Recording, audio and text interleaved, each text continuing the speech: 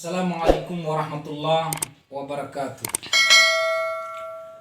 Teman-teman guru yang sama-sama dirahmati Allah Subhanahu wa Ta'ala, dan dimanapun Anda berada,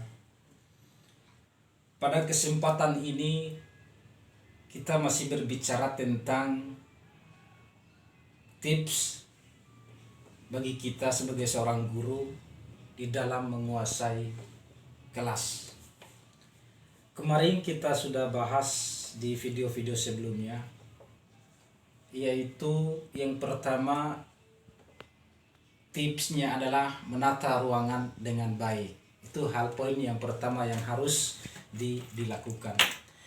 Kemudian yang kedua, membuat aturan di dalam kelas. Itu yang kedua yang di video sebelumnya.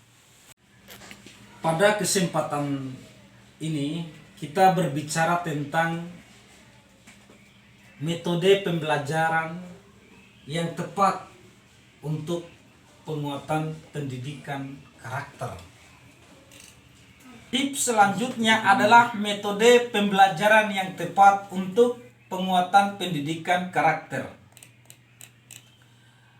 Proses penguatan pendidikan karakter yang terintegrasi dalam kurikulum lazimnya dilakukan dalam ruangan kelas.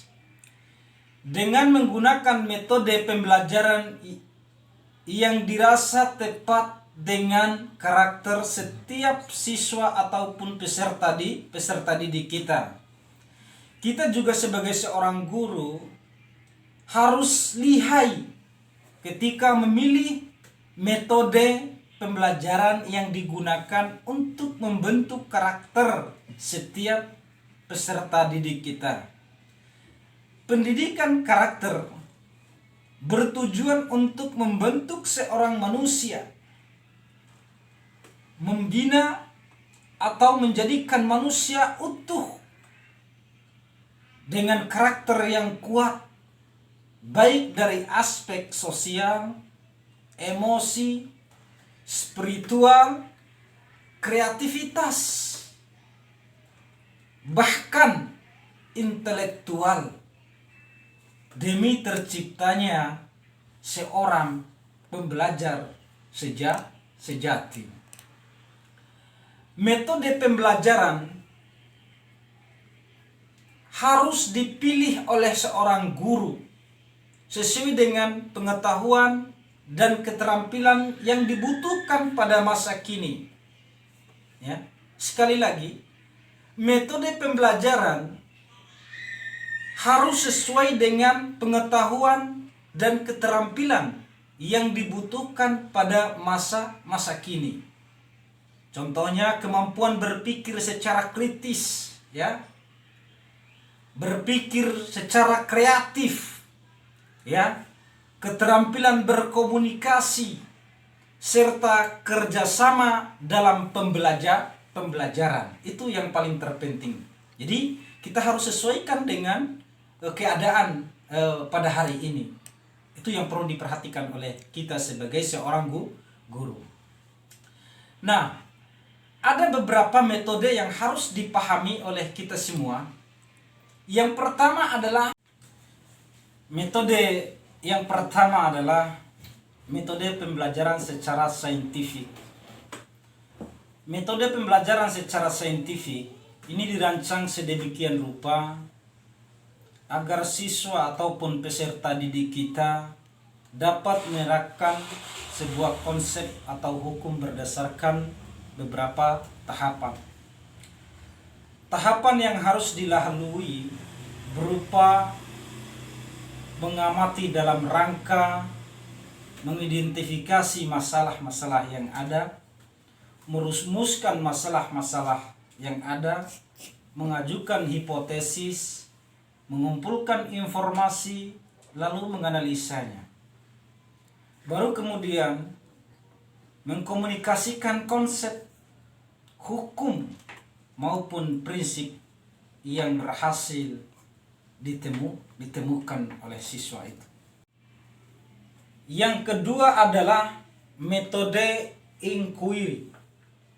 metode yang satu ini mengutamakan penelitian atau peningkatan dari masalah-masalah yang ditemukan.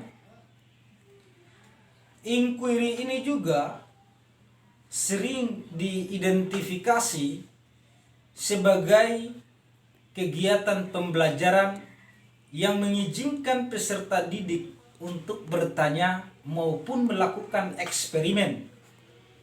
Ya, melakukan eksperimen sendiri untuk memperoleh pengetahuan mereka. Mereka juga diarahkan untuk mencari tahu sendiri materi yang disajikan saat proses belajar sedang berlangsung. Itu metode inquiry. Dan yang selanjutnya adalah metode pembelajaran berbasis masalah. Metode pembelajaran berbasis masalah menggunakan proyek yang dijadikan sebagai media dalam proses belajar.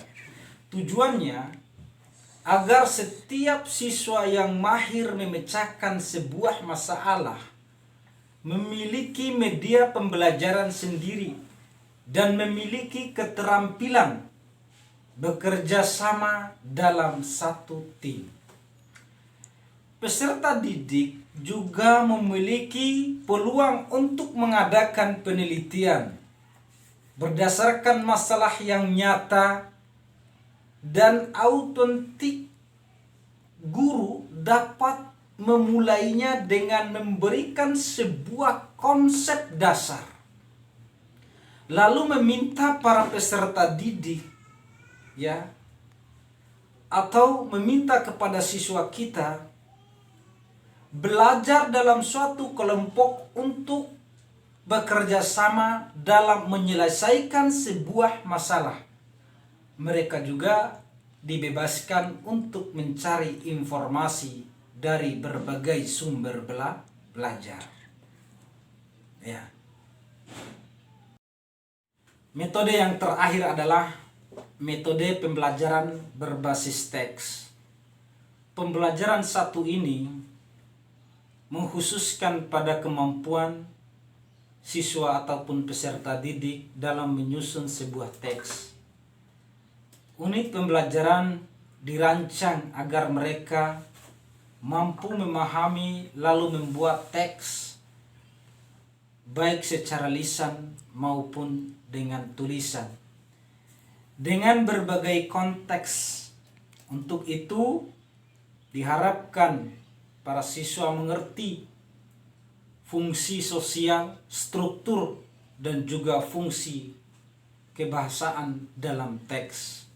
Jadi masih banyak teks-teks ataupun metode-metode di luar sana yang belum kita terapkan, dan insya Allah mungkin di lain waktu kita akan bahas kembali teks ataupun metode apa saja yang harus kita miliki bagi seorang guru.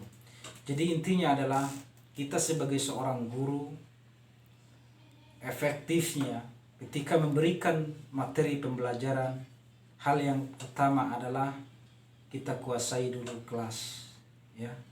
Nah, ini beberapa tips saja yang kami berikan agar kita benar-benar di dalam memberikan materi pembelajaran di ruangan kelas itu sukses dan anak-anak menjadi anak-anak yang dibanggakan dalam sekolah kita.